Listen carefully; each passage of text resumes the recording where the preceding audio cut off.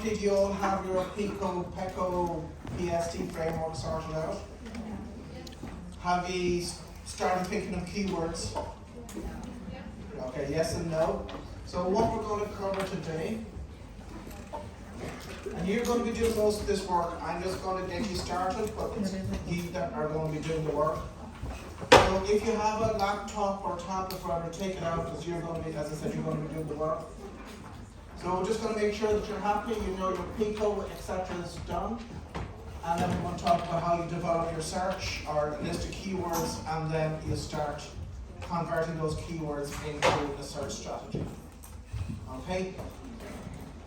If at any stage you've got questions, really put your hand up.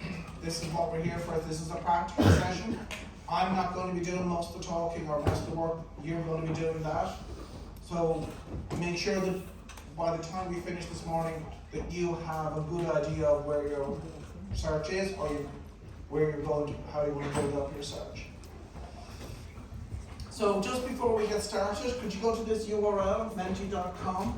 And I just want you to put in where you've been searching, or where you think you've searched for information for this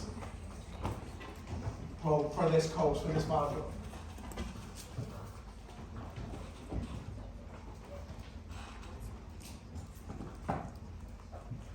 Do it on your laptops, your phone, whatever it is, as long as you've got the internet.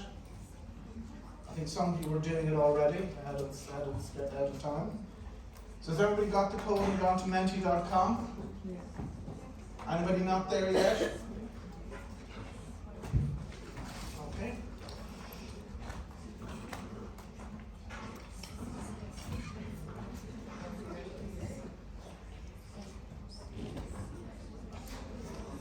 Oh God, you've been very busy very quickly.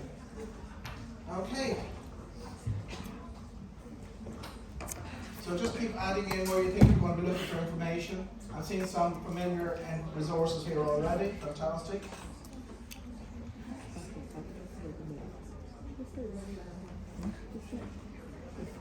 So are displays up here at the front? But really, they're big. Yes.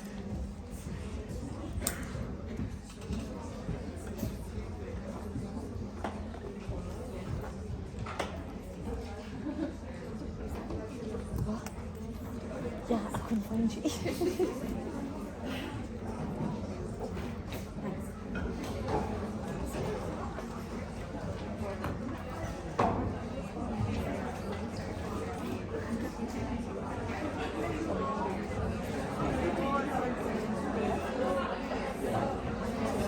Okay, sorry. Okay, thank you for all filling in this. Just want to make a few comments about this. I can see the center there that one search is one of the biggest ones you put in. And one of the things you have to keep in mind about one search, it's basically what we bought. And it's only a fraction of the litter that's available to you. So really what you should be looking, well, it's a tool to use, but you should be looking to see what have we got in Synol, what have we got in PubMed, and other databases as well. Because they will give you a much wider view of the literature. Okay? Hands up who's used Synol? Okay? Hands up who's used PubMed? If you haven't used either of those yet, try them out, practice, use them, because these are going to be the best places you're going to be looking for information. One search will only give you a fraction of the picture when you're searching for evidence. Okay? And Synol and PubMed are not just tools for your course here in UCD. These are tools that will be of use to you in your career as well. So if you're familiar with them, they're going to be really, really helpful. Okay?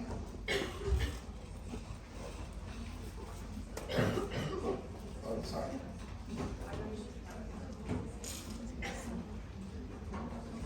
Yeah, so all of these, you will be searching in multiple places, so make sure that you are familiar with using these resources as you go along.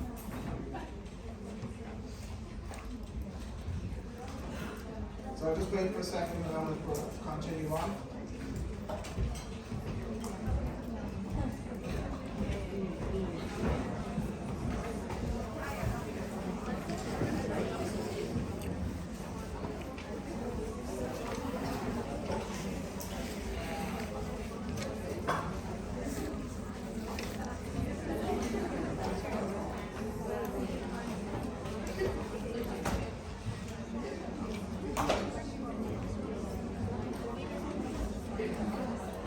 So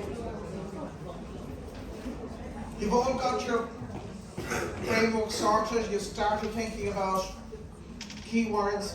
So my first suggestion to you as part of today is, you haven't already got a document that's just for your search strategy, create a document that has nothing else in it but your search strategy.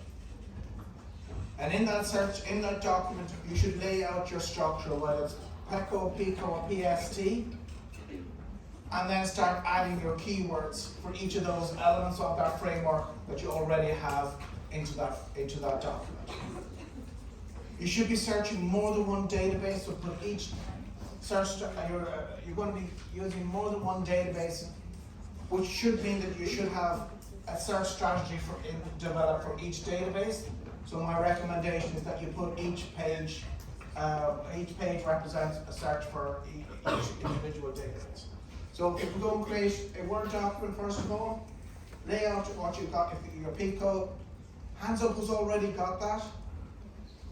So if you haven't, just take a couple of seconds and do it, because as part of this, what I want to have you to have is a search strategy that you can run, the highest quality that you can do. So give you a couple of minutes. I'll ask you again, I just want to make sure that all hands are coming up, that they have that.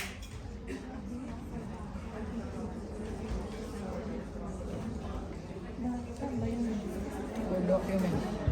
Word document.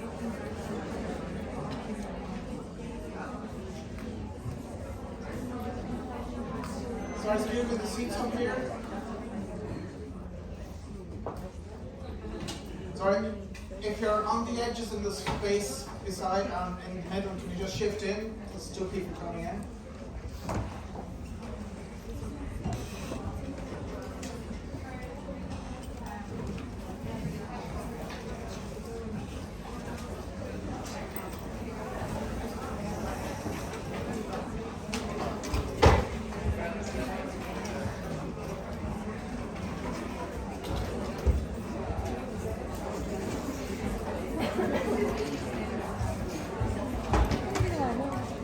Sa akin.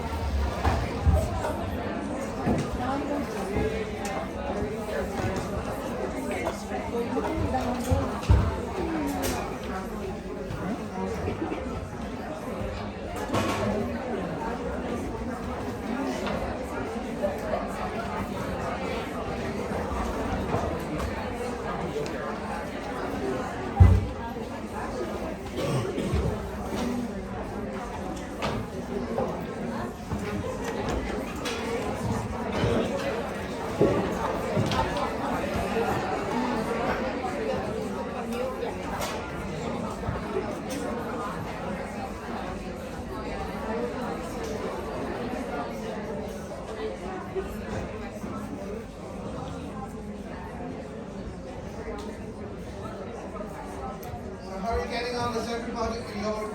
Has everybody got their Word document created? Quick show of hands if you've got your Word document created. Fantastic. And that is going to be the basis, the document that you're going to keep developing all the time and improving your search. The only thing you should have in it is your search strategy. Okay? So, I'm not going to bother with this because you've done your PICO and all that, I wasn't sure. So this is what I would, if this is my first draft of my search, do you have something similar to this in your documents? Yeah. Anybody not something like that?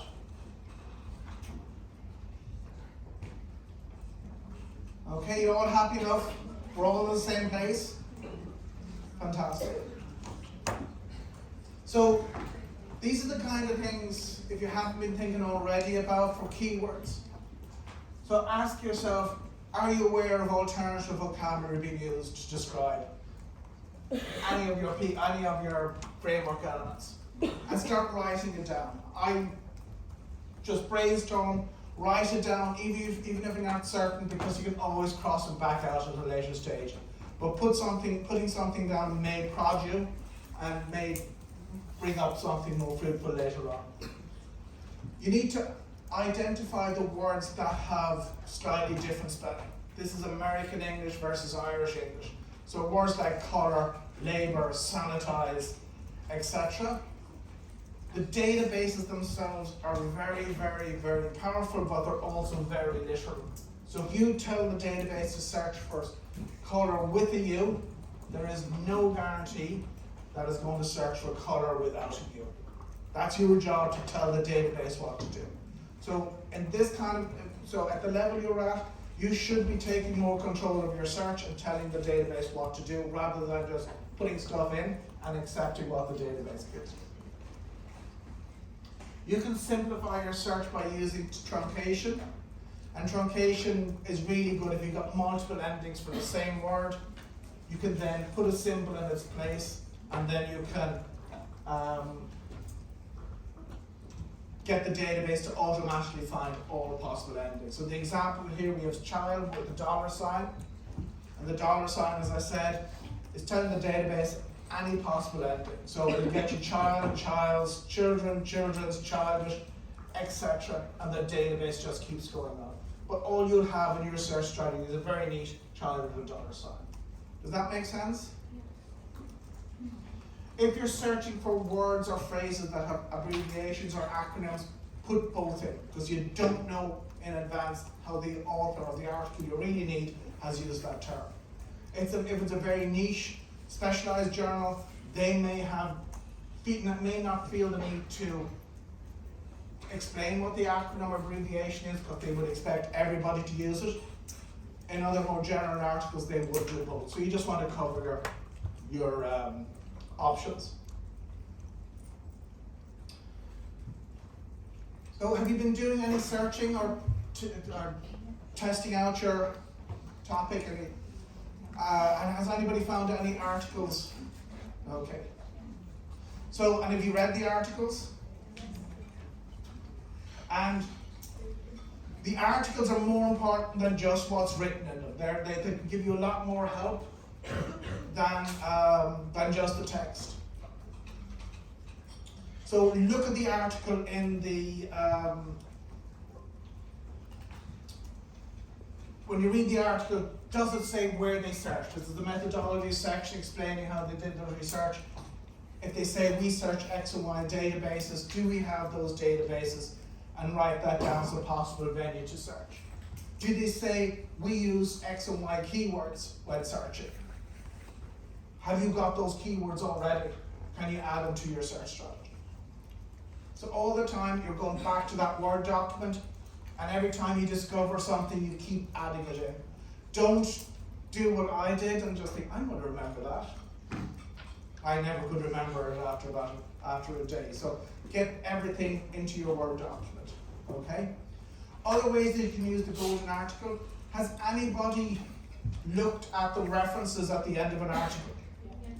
Okay, and why would you do that? Exactly. So any properly done academic article is backed up by the evidence. So if there's an article that you like and you've discovered, and there's a point that you think is really, really great, there should be a citation. I'm sure you all love citing and referencing things, and this is where it's good use to you. So go down and look for those references at the bottom of the article, and you've got a couple of articles that deal with the topic, okay? A lot of you put Google Scholar down. Hands up for Google Scholar. Fantastic. And this is one of the nice things that's built into Google Scholar. Take your golden article, search for it in Google Scholar. Have you noticed that in your list of results under Google Scholar, there's a link that says cited by and a number? Has anybody seen that? Yes. Has anybody clicked on it? Yeah. Okay. So the references tell you what the author used before he wrote the article or she wrote the article.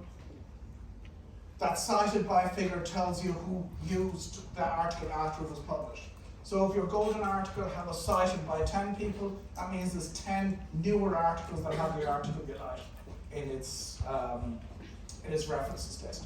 So it's another quick way to find more up-to-date information. And I know from my own experience, at times it can be really, really hard to get started with your search strategy and nothing seems to be working and you're trying to make ground. So if you have those golden articles that you've discovered, search for them in the databases like PubMed and CINAHL. And then you can see how the database described the article you think is really relevant.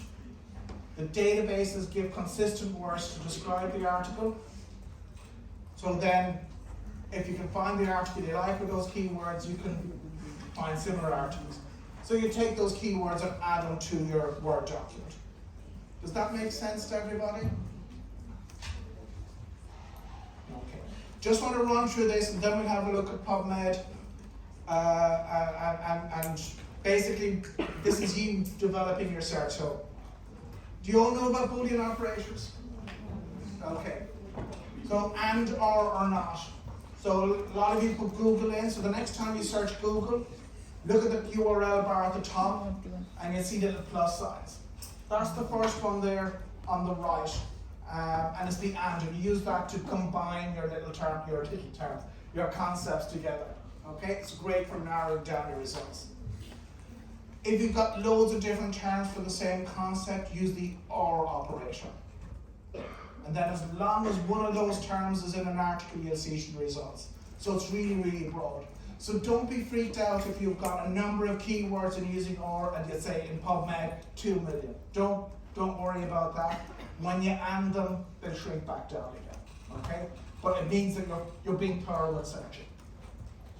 And then the not, if there's certain things you know you want to exclude, and you think you can search, put in keywords for them, you can use the not operator. So the example we have here is children, not asthma. That exclude everything to do with asthma, even the little bit in the center there where they both overlap. Does that make sense? That is your fundamental building block of developing your search. And if we go back here, you can see I'm starting to do that here. So between each keyword I've got my or operator, because each of those is important. I'd be happy with one. If there's more, that's fine, but I want to find articles with those. And then the and between my peak of relevance mean I'll be combining my population, my intervention, and my outcome. Does that make sense? So the time you put into getting all of this sorted in your Word document means that when you're ready to run the search for real, it's literally just copy and paste and copy and paste. Okay?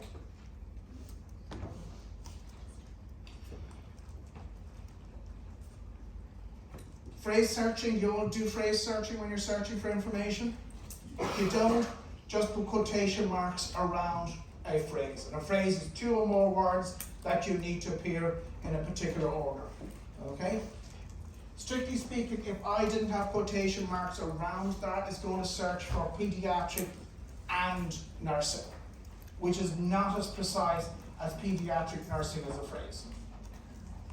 Does that make sense? Back to truncation. Any possible, if you're seeing the same words coming up, you could, or variations of the same word, can you truncate it and then just have it there once and get the database to do the hard lifting for you? You need to look out for words that have alternative spellings. Take out the letter or letters that differ, and then you can tell the database to search for all of them, all the variations.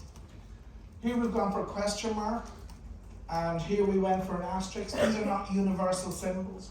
So as you go from database to database, you need to check to see what symbol. So look for the help section, and then this is one of the things they'll tell you really, really quick that what you should be using.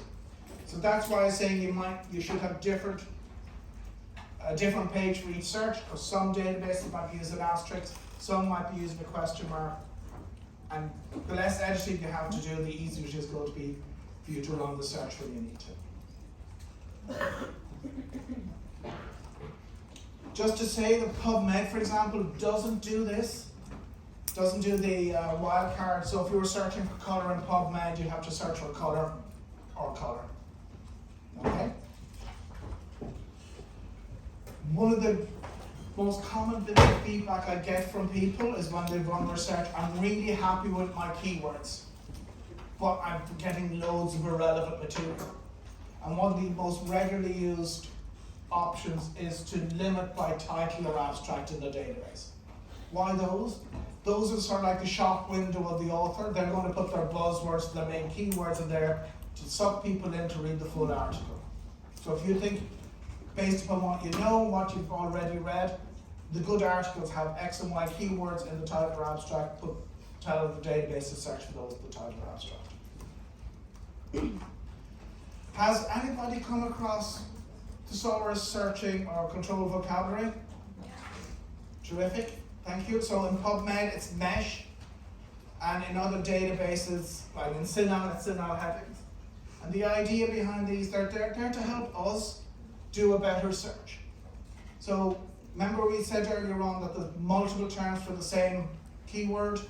The databases, the people behind the databases monitor the language, and then they decide, right, people are using 4 words for the same concept. In our thesaurus, one of them is going to be our approved term. So when you search as a thesaurus term for that approved term, you get those other terms as well. Does that make sense? If it doesn't make sense, just let me know. We'll show you it in PubMed in a few minutes, but it really will improve your search. If you want to do the best quality search, you will use both keywords and thesaurus terms. So you could have the keyword for diabetes. I know this is a bad example. So keyword for nurse, but also you could have a mesh term for nurse as well. And the keyword search has certain weaknesses, the thesaurus search has certain weaknesses, but using them together allows you to do a better quality search. Does that make sense? And then if you use the thesaurus, mesh is particularly good. It should tell you what those alternative keywords that are covered by that, and then you could add them in as keywords to your own search strategy as well. Do you all use limits when you're searching? So limits are really great because you don't want to be inundated with thousands of articles to get to the ones that you want. So the kind of limits that you can use in the databases, and this is another area where the databases go way beyond PubMed, beyond one search. You can limit by age. You probably want the most up-to-date research for your question, so you need to decide how far back you want to go, okay? How many languages do we have in the room here? All I've got is English. There's 80 languages in PubMed, but there's no point using me as an example, bringing back German, Korean, Chinese articles. I can't read it. So limit it to just English. For this course, do you care about animals? Because PubMed is very heavily used in veterinary medicine. So do you want to bring those articles that are related to veterinary medicine, or do you just say, get rid of them? If your article has a gender quotient, if your article is dealing with men or women, you can select that as a limit. If you know there's an age, adolescence, elderly, whatever it is, you can limit by age. If you know what kind of articles you should be using, you can limit by the kind of article, okay? So, based upon what all we've done, this is how I've modified the first draft of my search. I've identified my phrases and I put quotation marks around it. I know where I'm going to be using truncation and put an asterisk. And we'll show you how to do the mesh in a second. But before we go on to mesh, has everybody got their phrases identified in their Word document? Have you got your asterisks for your truncation? It could be something as simple as nurse or nurses. So do you want to just take a few minutes and update your search, make sure you've got your Boolean operator between your keywords, make sure that you've got your quotations around your phrases. And these few minutes of editing means that you will be able to run a higher quality search. And I want you to try, before we're done today, I want you to try and run what you've done in one of the databases.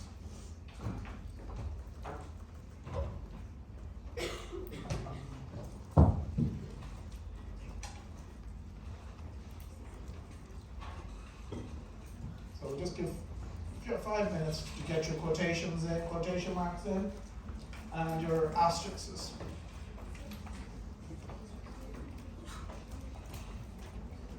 And if you've got any questions, make sure you ask.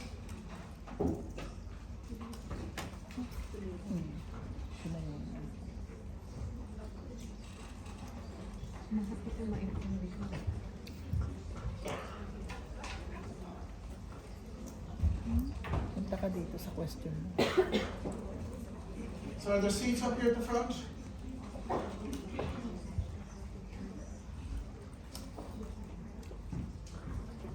Sorry. Would you mind? Sorry about this.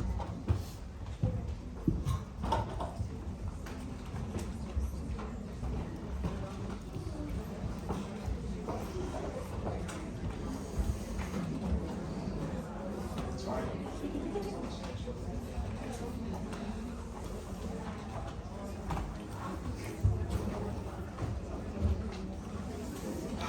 Yes.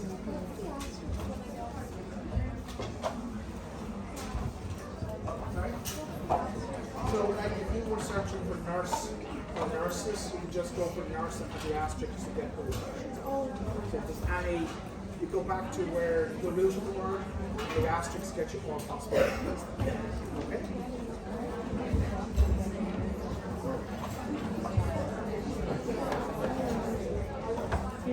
Sorry,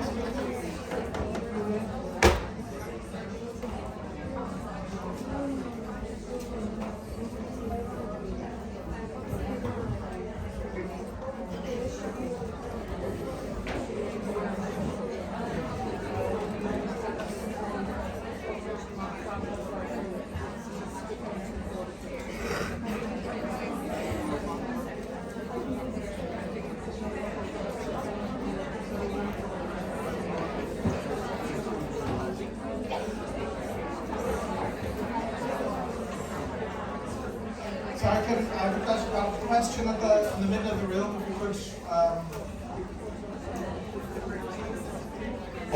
sorry, I just can't hear you, so. Sorry, give just a bit of quiet, sorry, thank you.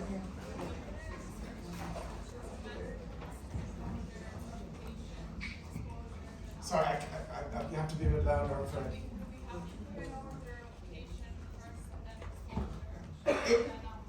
Yeah, well, I mean, yes, you be consistent. So if you follow the framework, because that's the logic behind the search.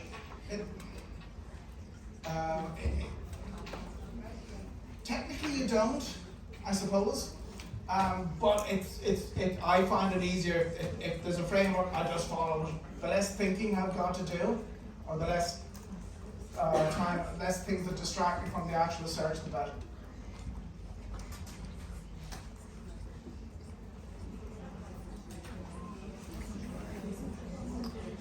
You okay here?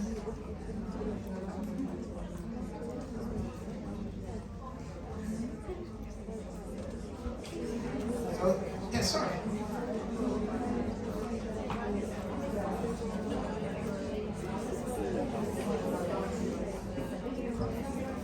Yeah, just give me that too.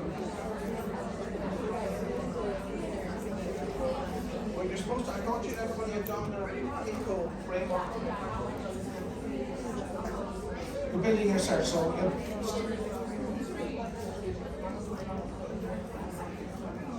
no, that's for a phrase. So if you, for example, hand disinfection is a phrase, it's 2 or more words that you want to appear together. You don't need to do it for single words, it's for 2 or more words that you want to.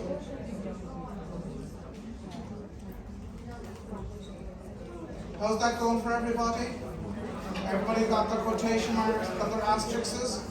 That's fantastic.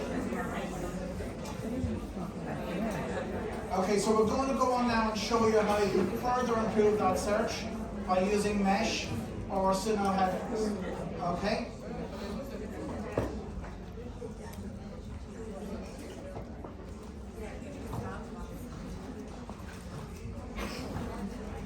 So you can follow along with me. If you want to go out to PubMed, you just Google PubMed and come out with me. And you should end up here. Everybody got here? So just Google PubMed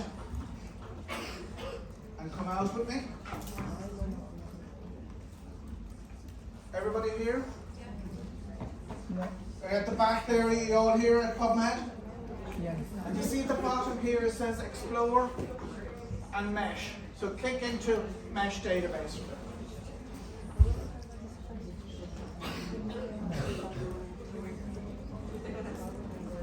So once you've got your keywords, you'll pop out to Mesh or single subject headings and see if you can match them up. It depends on which database you're working on. So Mesh is specific to PubMed. So in the example I have, we just do my example first of all, and then you can go and practice your example. So I was looking for information on hand washing. So one keyword at a time. You don't need to worry about capital letters. You don't need to worry about quotation marks here. Just write in hand washing. Oh, that's not how you spell hand washing. Always make sure you're watching the screen as you're talking. So has everybody searched for hand washing? Now, when you're doing this, you may get a number of, sorry, excuse me. I don't want to be competing against you if you wouldn't mind. When you're searching, you may end up with a number of possible matches, but all of them will have a definition. And the definition will sort of guide you as to which is the best example to pick. Okay? So I put in hand washing. It's suggesting hand disinfection. I can read the definition, and if I'm happy with the definition, I can keep going. Remember I said that one of the nice things about the Thesauri is they can help you find more keywords. And you see here it says entry terms. And they're suggesting if I typed any of these into Mesh, it would have brought me to this page. Okay? So I could decide that I'm going to take surgical scrubbing, hand sanitization. Remember, hand sanitization can be spelled two ways, so I need to think of that as well. And I've added to my search string, I've got more keywords to improve the quality of my search. Okay? You'll also see some of them that are written slightly weirdly, like disinfection, hand. Ignore ones that are like that. They've come in because of how the database index material. But nobody, if they were writing anything, would write in an article or an essay, disinfection, hand. Okay? That makes sense? We scroll on further. One thing you have to bear in mind is that all of these thesauri have a hierarchy. So it's made up of broader and narrower terms. So we can see that hand hygiene is a broader term for hand disinfection. If you're using PubMed, one of the things you need to bear in mind is that PubMed will automatically include the narrower terms. It's not an issue here because you can see that hand disinfection, there's nothing underneath it. But if there was narrower terms, you should have a look to see. So if we go back up to hand hygiene, there's only one term underneath it, hand disinfection. If I didn't want hand disinfection, I need to scroll slightly back up the screen and I need to pick one of these boxes. The bottom one that says, please do not include mesh terms found below this term in the hierarchy. Does that make sense? But it's not really an issue here because we're happy with hand disinfection. When you're happy with everything, and I forgot one of the boxes, the other option that's available to you is what's called restrict to mesh major topic. And this relates to how much emphasis on this mesh term you want to see in an article. If you're happy with any little mention, don't bother ticking it. But if you think, no, I'm only interested in articles where this concept is a major part of what the article is about, you can tick it. When you've made all your choices, just click on Add to Search Builder, and then you go on to your next keyword in that framework element.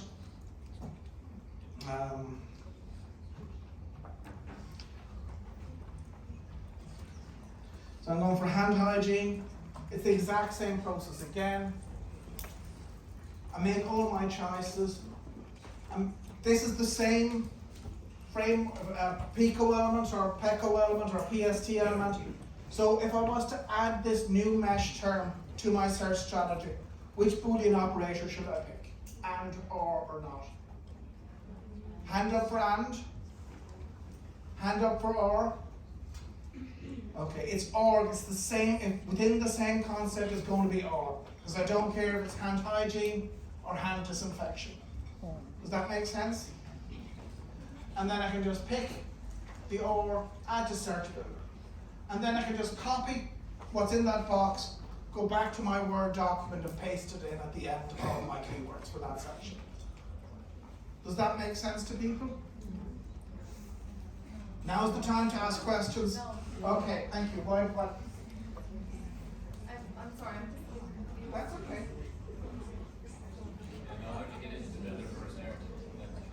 Search builder. Okay. You see this button, add to search builder? That's how you add it when you made your choices. Are you in the right? Can you see what I'm seeing? Does it make sense? Any other questions? No problem. Sorry, excuse me. Sorry, I've just been asked to just quickly go back over the and ors or nots.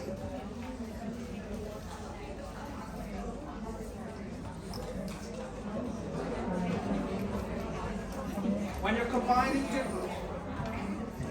you're combining different concepts, sorry, if you wouldn't mind just keeping it down. When you're combining different concepts, it's the and operator. You'll get the slides later on. And when you're within a Pico element, it's going to be or, because you don't care as long as one of those terms comes up in an article. And then the not is if you want to exclude any terms. That makes sense?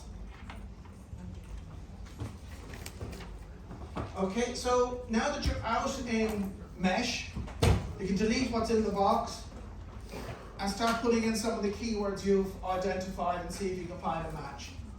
Don't be worried if there isn't a match every time, but have a go.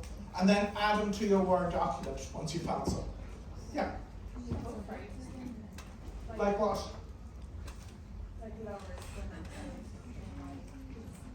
You can put anything in and check, but the longer the phrase, it's a bit less likely. No, we're just building up a search, and then before we finish, we run the search. So you've got we're just building up and improving what we have. So you've got your quotation marks, you've got your asterisks. Now we're just going to add a few mesh terms in.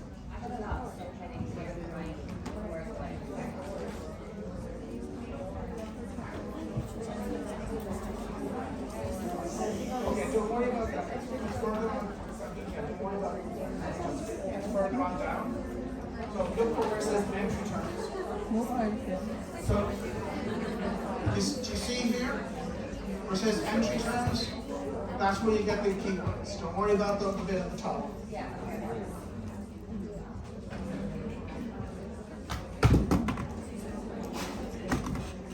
So you're all finding matches in Mesh? You happy with them? Yes.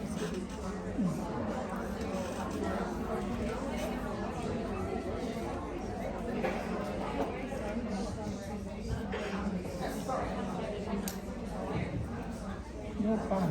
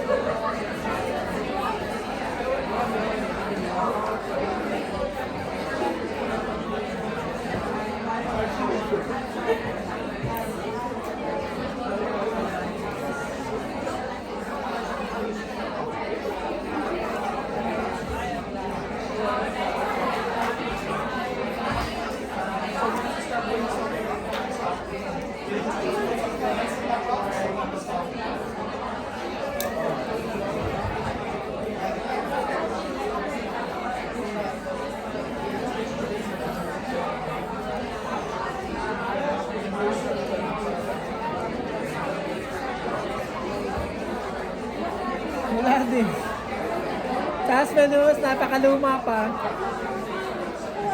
Dalawa lang.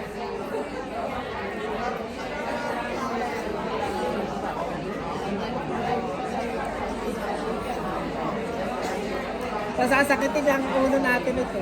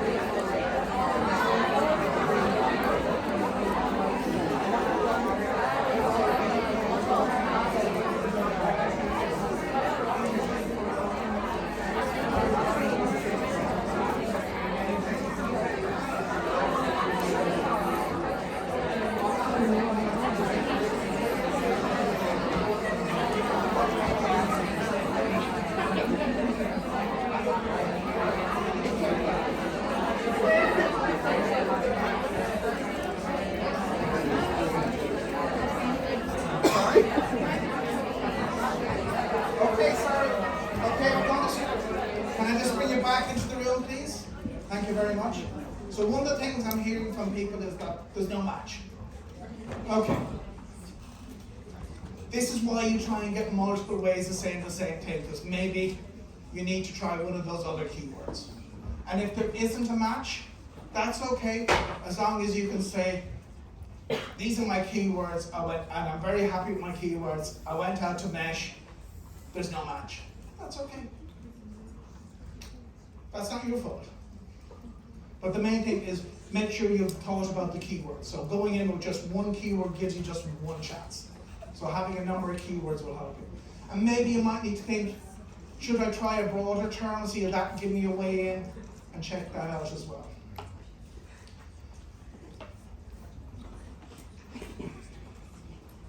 So does your search look something like this now? So you've got everything quotated, asterisks, have you ordered your mesh terms at the end there? So I'm going to show you now how I would run the search. So I'm going to use my example here. You can follow along with your examples. So first thing we have to do is go back to the PubMed homepage. Right.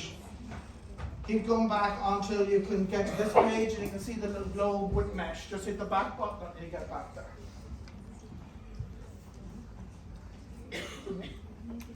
And I'm going to wait until everybody's back there. Is everybody back there? Anybody not there yet? Okay.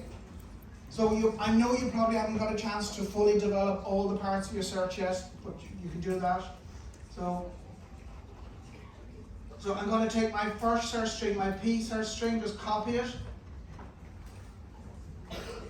Go back into PubMed, paste it in, and search. So I'm going to wait till everybody's done that. And don't look at any of the results yet, because you're not interested in the results.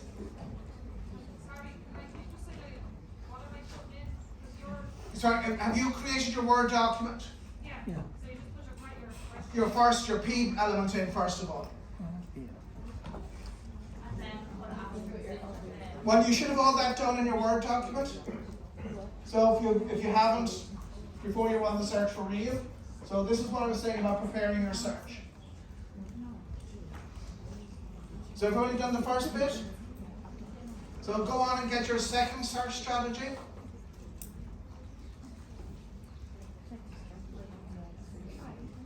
So for it's my intervention, which is hand washing. Back up to the search box. Paste that in and search. Actually, I'm in the wrong. I'm an idiot. I'm in Sinner. So you ignore me for a second. I'm just going to catch up. So has everybody done 2?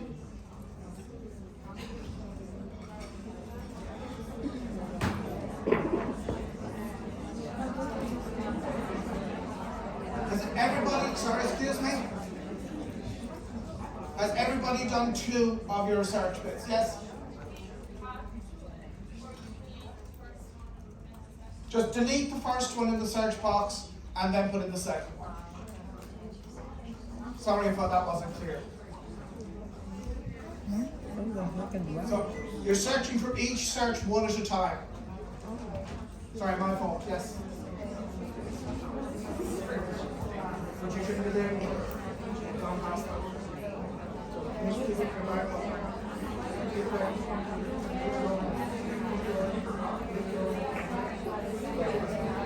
First search string. Then delete the first, the second.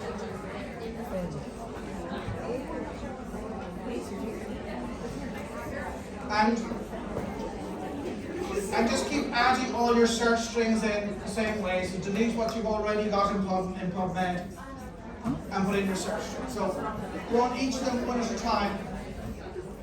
There's some message. Apologies for the confusion.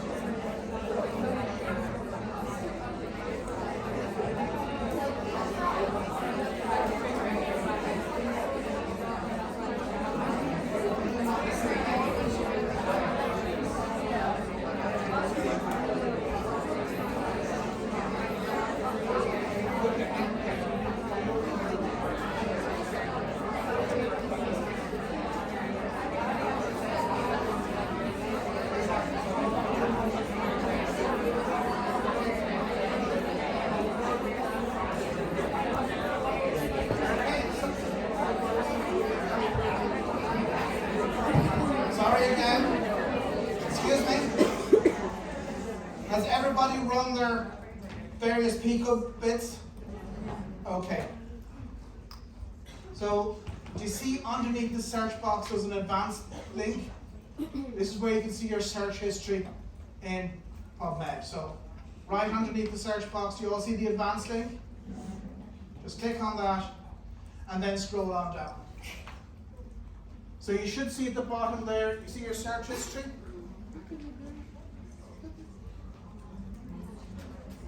Does everybody see that? Sorry? Do you see that? Excuse me? Have you got to that bit? Okay. So all you need to do now is, do you see the three little dots? So pick your first search, click on the three little dots, add query, and you see it popping up to what we call the query box. That work for everybody? Okay, mine only showed up one. Okay, let me just do this and then I'll talk to you. So go to your search number 2, go to those three dots again. So now our Boolean is coming in again. So am I going to use and, or not? And, because we're combining different concepts. So we want to shrink everything down. Okay? So add with and then add with and again. So just keep adding with and until you've got all your various searches in the search box. And when you've done that, just click on the search button. So is everybody with me so far? No. You okay? So when I click on search, it'll combine all those three, and in my case it's giving me 1,700 articles. Your results will differ. Advanced. Sorry, excuse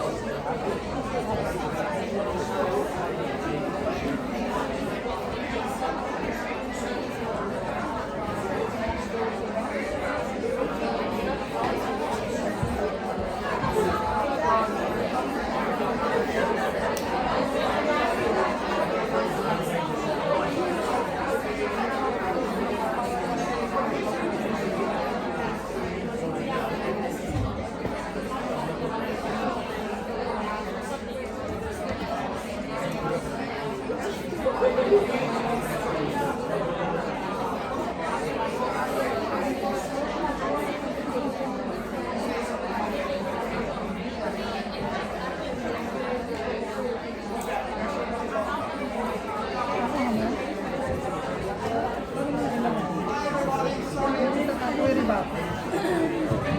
Sorry, just one of the things that I'm seeing about people is that we don't have nice, neat peak populations that I have. So I'm seeing a lot of people seem to be doing things with young adults with sickle cell anemia. So the easiest way to do that is break it up into two. So one would be young adults, all the ways of describing a young adult. So it's 18 to 24, so you could be using teenager or young adult, etc.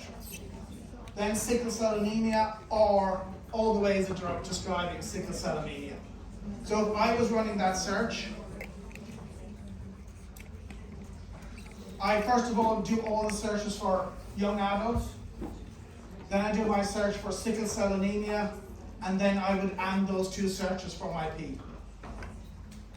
Does that make sense?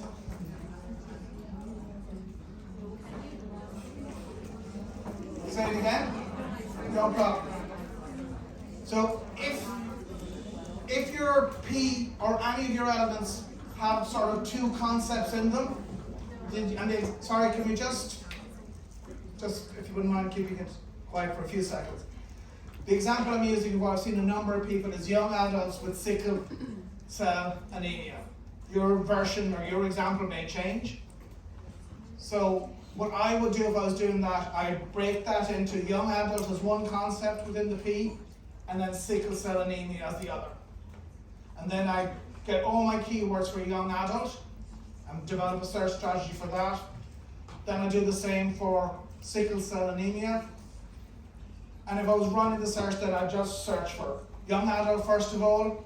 Search 1 is young adult. Search 2 is sickle cell anemia and all the various ways of saying that. And then I would AND those. So the actual search I'll be bringing forward for my P is search 3. Sure, yeah, no problem. It's exactly the same. Okay, no problem. That's why I'm opening up a document. Okay. Okay, so you're going to help me do this. Okay. So can anybody suggest other words for young adult?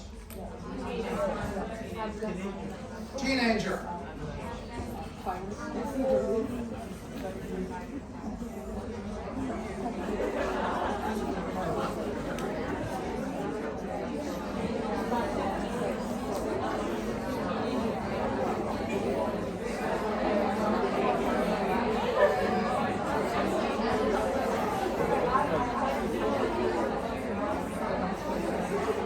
Sorry, come on. Sorry. Any other words for sickle cell anemia? Leukemia. Cell disease, is that what? Sickle cell disease, okay?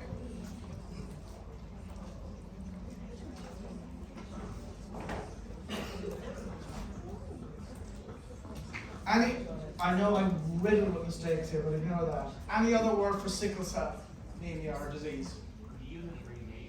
Which is? Okay, so it could be either. So SCA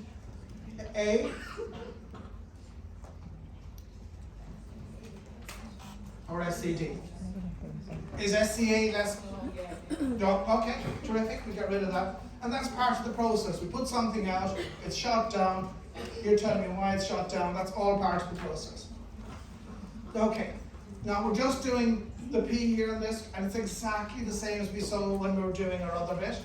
I'm not going to bother with quotation marks or anything like that, just to show you.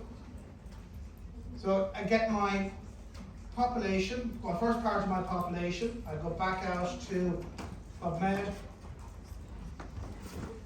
I paste it in, nearly 3 million, get my sickle cell, delete what's there, paste that in,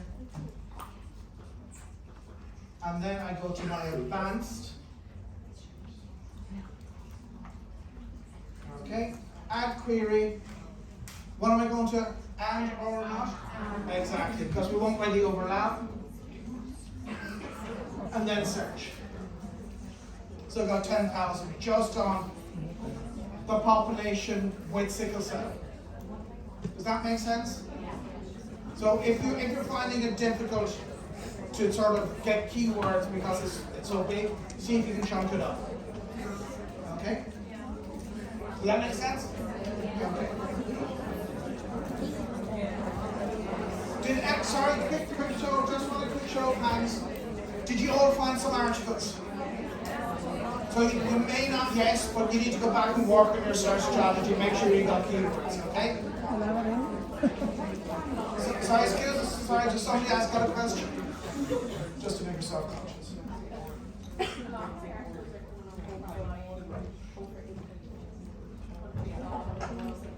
So we're going to talk, luckily we're just going on to limits now. So I'm going back to my search where I had 1700. I'm not going through 1700 and I want to make my search more relevant. So has everybody got their list of results on the screen? So hands up who's got their list of results on the screen. Okay?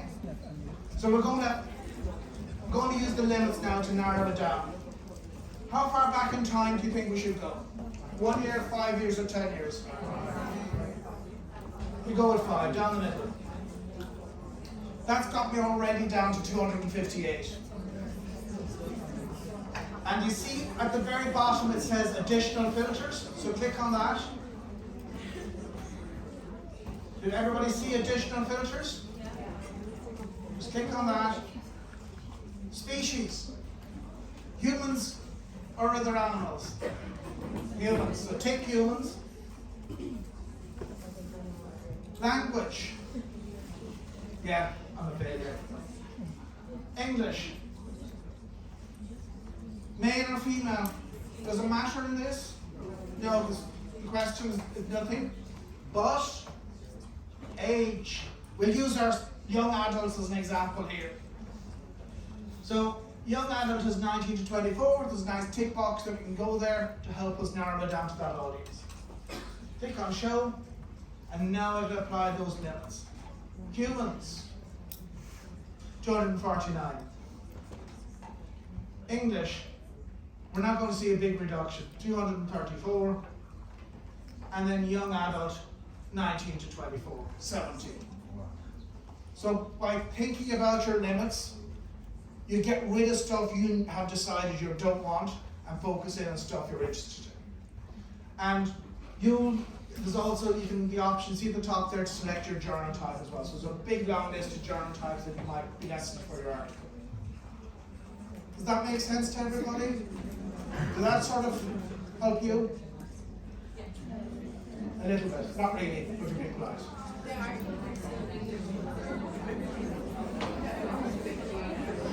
So remember, okay, so things may not be working perfectly for you now, but you should always think this is just draft one. And you've got your Word document, and you have something to edit on and improve. Okay?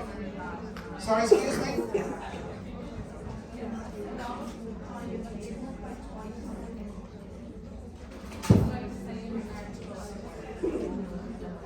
Okay, we might have a look at that later on. So, no, it should be happening. Maybe not anyhow, we'll have a look at it. Yes?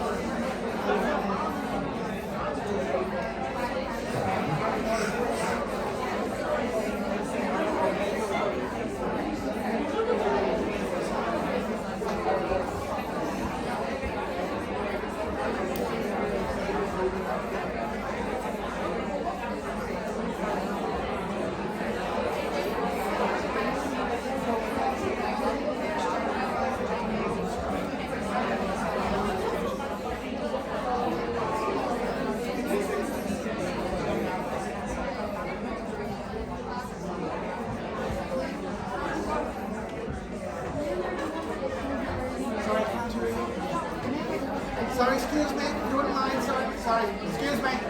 Sorry, Sorry, excuse me. Thank you. I can't hear people that are asking questions. So, what's your question?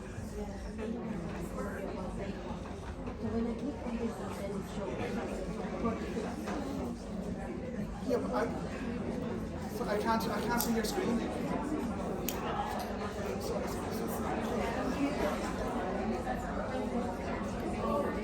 Yeah, so you should be getting 46 results. So you click on there, and I click on the front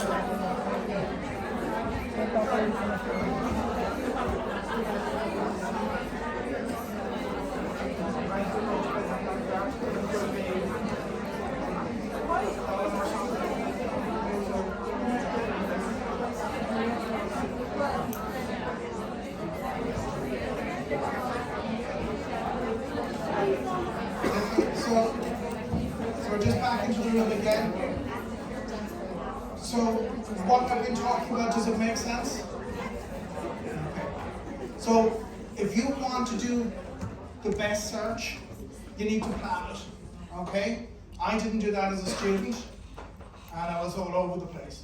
So what we're trying to get you to do is sort of think about what you're doing, document and write out what you're doing, and all those things about phrases, truncation, mesh terms, they'll all make your search better. Okay? Anybody, any questions?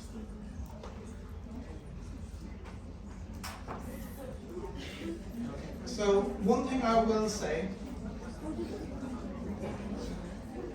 that this is not an art, this is a skill that you're developing. And how have you improved your skills over time? It's just practice.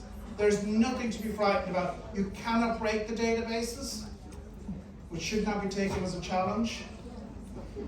But you need to go and practice with them. And you need to go and practice before you actually need them. You would never learn, you'd never go on a motorway in a car for the first time if you didn't know how to drive. So you need to put the time and practice in. And these are skills not just for this module, not just for this program, but these are lifelong skills that will serve you as you go through your degree, that go through your career after you graduate. Does that make sense?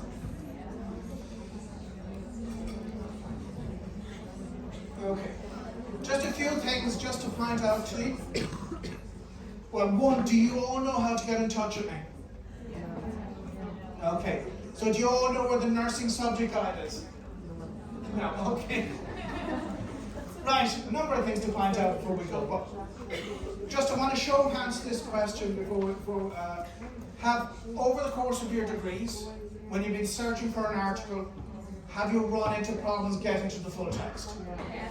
Perfect. And this is what this slide is about here. And these are the steps that I would take. And you'll get these slides and you can try them out. So if there's an article I want, and even if I'm told I'm in Sinon and I click on the One Search at UCD link to try and bring me back, and I'm told we don't have it, I still go and check. I take the title of the article, go back into One Search and search it. Because it's worked for me, so there's always that possibility. If you haven't put a date limit, and the article looks to be a bit older, check and see if you have the journal in print. So put the title of the journal in, and then you just need to go and photocopy the article. We talked about Google Scholar earlier on. Remember the cited by number? This is another feature. Those of you who have used Google Scholar already may have noticed that there's free versions of articles often on the right-hand side of the Google Scholar screen. So take the title of the article and search for it in Google Scholar and see if there's a nice PDF full text or HTML full text. Has anybody here heard of ResearchGate? So some have, some haven't. ResearchGate is a social networking site for academics and researchers. So they create the profile just as you would on Facebook or whatever it is. They list their publications. Quite often or I won't say quite often, but frequently they will even put a free copy up with that article as well. You can also add those bookmarklets to your browser, and they will help you get free versions of the articles as well. You can also check and see if another university has it.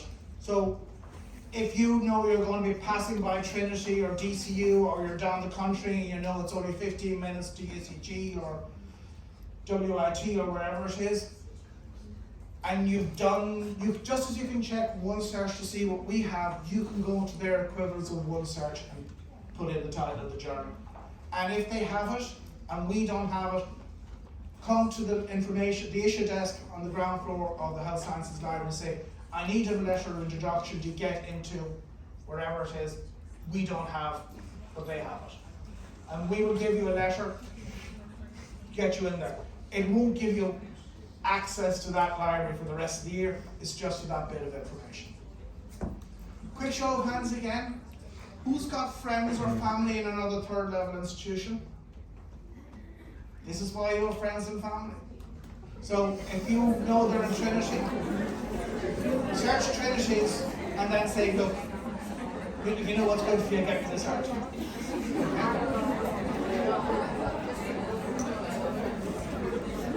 Sorry, just a couple more to go, sorry. You can try emailing the author. Has anybody considered doing that to get your hands on the article? Sorry, excuse me. Sorry, please.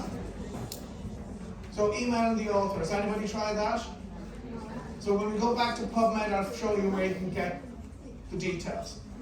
The academics and the lecturers who've been in the room when I brought that up usually turn straight around and say, yes, you should try that to the people in the room. You're not guaranteed it, but they would look quite favourably on a request. So it is, dear so-and-so, I'm in UCD, I'm doing research, I found your article, I think it's the best thing I've ever seen. Would it be possible to get a copy? UCD doesn't subscribe to it. There's no guarantee, but it's not costing you anything more than 30 seconds of typing out an email. If none of these are working, you can try our interlibrary loan scheme. Last year that would have cost you €6 per request, now it's free. And we'll go out and try and locate the article for you. There's a link in the library homepage, you log in with your Connect details, and it gives us much bibliographic information about the article. Author, title, issue, volume, etc. It makes it much easier. And the last one is just there to be complete. You can buy directly from the publisher. And I've seen prices as high as $200 or $300 for an article, and it's usually for 24 or 48 hour access. So if you forget to download the article and you come back to it later on, you still have to pay for it. Nobody wants to do that. Hopefully you never get to 8, but all those steps will help you. You can always contact me, but I would be very disappointed then if I just went straight to one search and it was waiting there. Okay? So how could you email the author? You could go back out to PubMed. And if I pick, let's say this article is one that I'm interested in, and you see there's an affiliation section underneath the author's names. So at the very least you will find out where they work, so you can Google their name and place of work, you might be able to get an email address.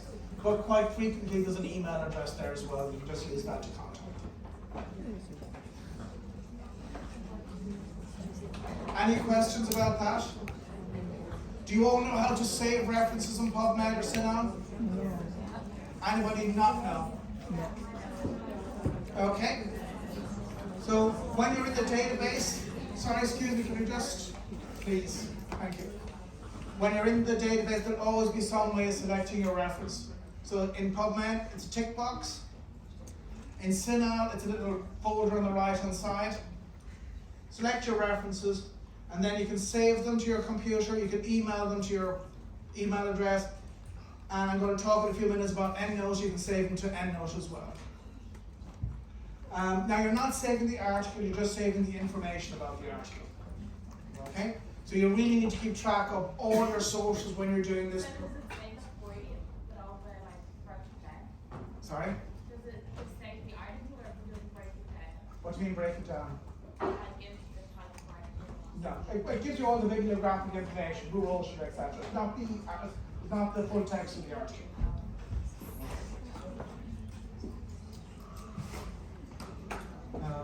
It's really important when you're searching and you're absorbing information, if you come across a brilliant piece of information that you think is really going to be great for our report on young adults with sickle cell, etc., but you can't remember when you're writing up where you got that information from, you can't use that information. So help yourselves by keeping track of your articles.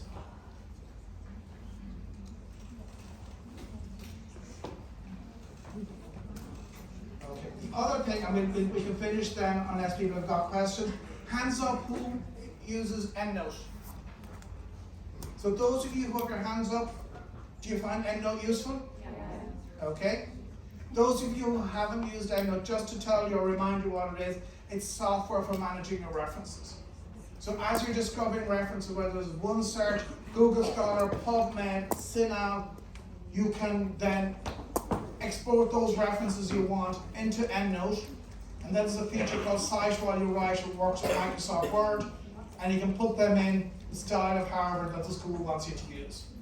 So it's a great way for keeping track of your references.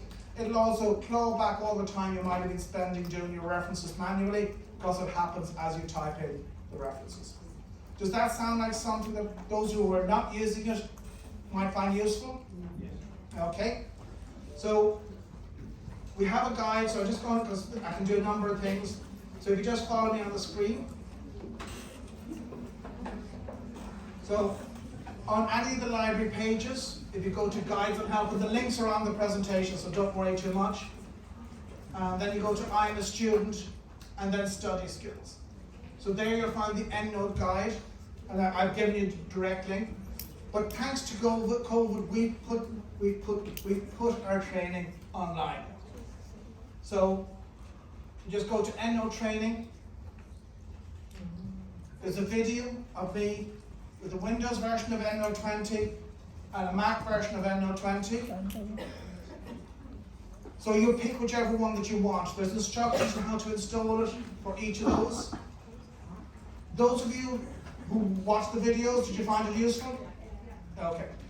The great thing about this is exactly the same content that we had you in a training room, but you can pause it, you can rewind it, and you can focus on the bits that you want to. So there's a workbook that goes with the video as well. Yes? Sorry, just go back to this flash, sorry. No problem. Back into the one search bar, if you don't mind, and Well, we need, because we're going to give you the link in the presentation. all right. Yeah. But you go to Guides and Help. So go to any library homepage. You see Guides and Help at the top? Then go to I'm a student. Have you got that? Yeah. Then study skills, and then you'll see EndNote. Okay? Hands up who are the Mac users in the room. No. If you're a Mac user, the advice we've been told to give you is that first update your operating system and update Word. Whether you're a Mac user or a Windows user, do not have Word open when you're installing it. That'll stop it from working. And after that, we're going. The version of Harvard that the school wants you to use is not there automatically, but there is a section further help and support, and then you see UCD output styles. So you need to add Harvard UCD to your EndNote. The instructions how to add it are there. It's very easy.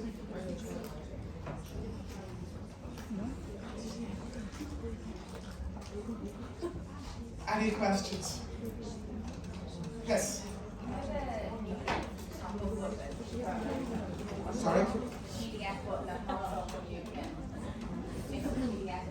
To show you the PDF within EndNote, yeah? Is there a way then, so when that book comes in there, I have to cite the article, and download the article on my laptop to add to the PDF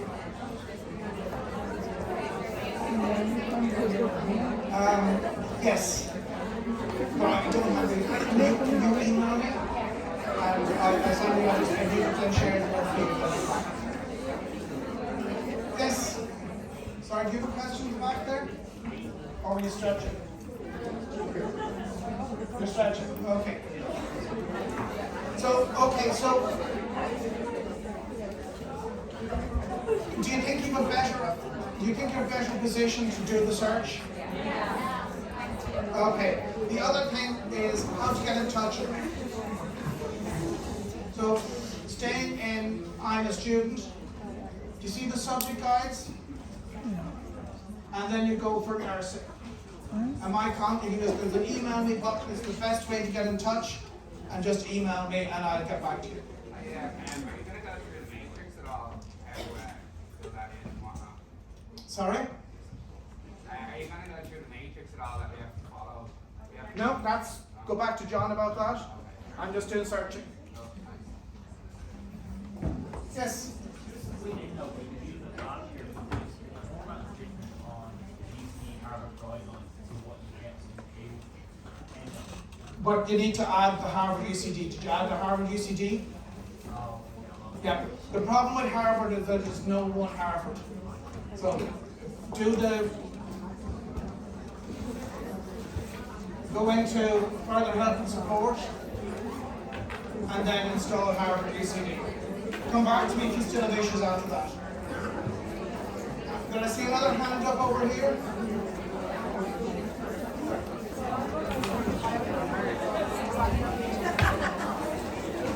You might have enough keywords, but this is just draft one, so you need to go back there. So the other thing is you need to when you do this, one by one, you see which one is